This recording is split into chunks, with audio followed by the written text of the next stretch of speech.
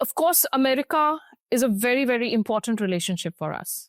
I mean, there's no doubt in saying that it is still the most important relationship for us by virtue of it being so broad based.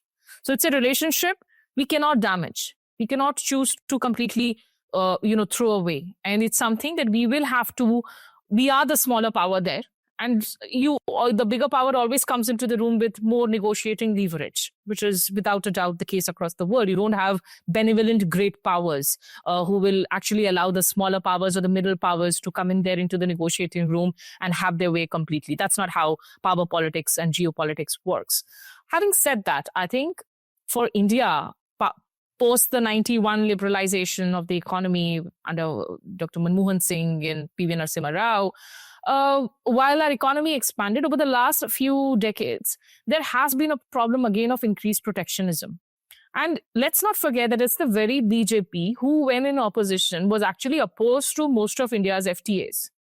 It actually did not let the FTA happen with the European Union, say, for instance, for more than a decade when it was in opposition. And the Congress was trying to get ahead with this FTA.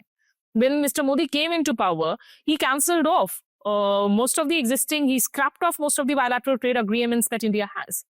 But I think with Trump coming back to power, it's been a rude jolt, not just for India, but for the world. Because the world order that we knew of, it did not exist. It stopped existing. As Mr. Carney said, that it was a delusion, speaking at Davos in the World Economic Forum.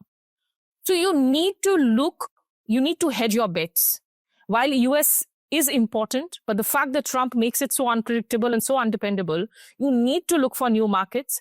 It's the reason that you've seen in the last year or two, India has really been on this drive to wrap up negotiations on trade agreements, whether it's with Australia, whether it's with UAE, whether it's with the UK. But of course, one has to do a reading. I'm told that even with the UAE FTA, our trade still remains at what it was 3 years prior to the signing of the agreement.